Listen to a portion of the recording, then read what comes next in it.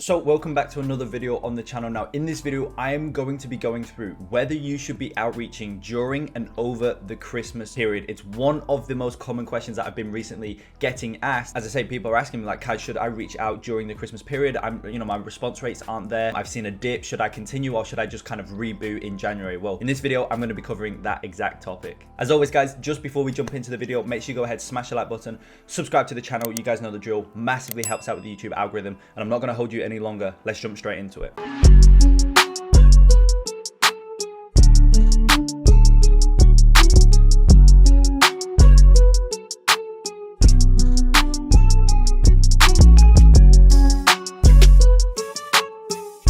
You probably would have seen over the last 2 to 3 weeks, if you run an SMMA, that your outreach numbers just looking very, very hollow, right? You usually get an 80% open rate, now you're getting a 60%. You usually get a 15% reply rate, now you're getting a 6% reply rate, or whatever it is. And the reason for that is because obviously it's this time of year. Christmas period is notoriously very, very hard to sign clients. Now, one thing I do want to mention is that it's not impossible to sign clients, right? I myself have signed 2 clients in that same time frame in the past 2 weeks. I know students of the program, one student has signed 4 clients. I see a bunch of other students signing a client here, a client there during December, right? So you can still get clients, but what you need to realize is that a lot of people right now are taking time off, right? They're either taking time off, they're taming things down, and they're just kind of having a bit of a breather, especially after this year, right? 2020 has been one of the craziest years, and so a lot of businesses are kind of just taking a breather, and they're just, yeah, as I say, taking time off. And so when they see an agency reach out to them, they're like, oh yeah, look, they're probably gonna either just not even take it into account, or they're gonna push it to next year. I'll revert back to this in January or whatever it is. Now that is the point that I want to make. I personally think, right, everybody in the agency space should still be doing outreach with their agency 110% throughout December. Now, your numbers may look down, right, in comparison to the other times of the year, but you can still set meetings. You can still build and create qualified, warm prospects for you to then in January just hit them up, right? You got to think like, if you do this in December, for January, you're going to be ahead of the game in 2021. Whereas if you take time off now, if you stop outreach because your numbers don't look as good, that's okay now, but then January, you've got to then start, and you're starting from scratch, right? What you want to be doing it during December, really, ideally, is setting yourself up for January, as opposed to trying to make December a really big month for yourself, right? Don't look at making December or signing as many clients as you can in December. Rather, look at setting yourself up for January, February, March, right? The first quarter of next year. Look at setting yourself up for then, in this moment right now, because as I say, then you can get ahead of yourself. Now, how do you combat, as I say, the most prevalent issue right now of low open rates, of low numbers, low meetings booked, or low to no clients being signed? Well, it all stems from the very first point of contact that you have with the company that you're reaching out to, and that's the subject line. You've got to transition your usual outreach approach to the Christmas period, because you've got to realize e-commerce businesses are only thinking about the Christmas period. Some are laying off and others are ramping for Christmas sales and whatnot, and that's fine. But if you don't make your emails contextual to this sale period, then they're gonna think, oh, this isn't good right now because I've got Christmas, or because we've got the Christmas sales, or because I'm laying off for Christmas, right? But if you tailor your entire email outreach process, you make it contextualized to the Christmas period, then it kind of fuels what they're doing, as opposed to taking away. They look at your emails, oh, that's going to take away from the Christmas sales we're running right now.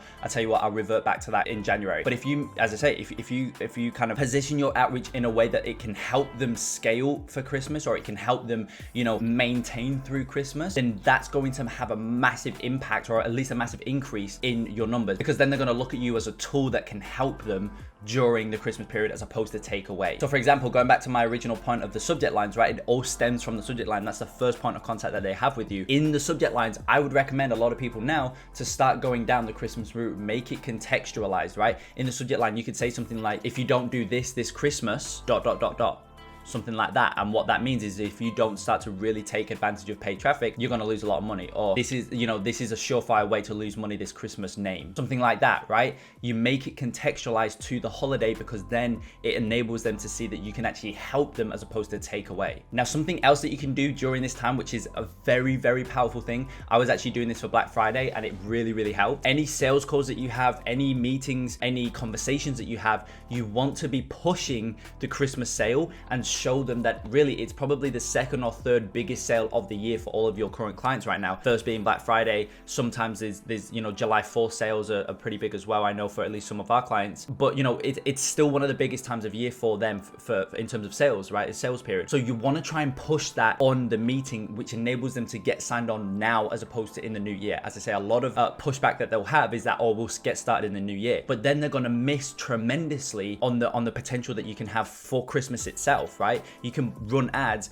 around Christmas sales, and that is going to massively ramp up, just like it does with Black Friday. You can use that as an example as well. So if you push that, that's going to make clients want to sign on with you now rather than in January. And you can also do that in your outreach emails. You can, you know, in your CTA, you could do, as I say, you could do a Christmas special, you could do like a month special or even a 2-week special just over the Christmas period, where you say, if you sign on today, you know, I'm not going to charge you anything. It's going to be purely performance based, right? So just over the Christmas period, you do a 15% ROAS only deal, and you take 15% of the profit that you generate them over the Christmas period. Not only is that going to make them want to sign on now because they can see that you're going to be able to, you know, get amazing results over the Christmas period, but also the offer is so powerful and it's so much of a no-brainer that they're going to take you up on it because they physically cannot lose any money, right? So you want to start to push that right now. And the other thing as well, what that can do is obviously set you up for 2021. Again, it's all about, you know, plotting now so that you're ready for 2021, so you get a head start in 2021. You know, if you do that, then you're going to have, you know, 4 or 5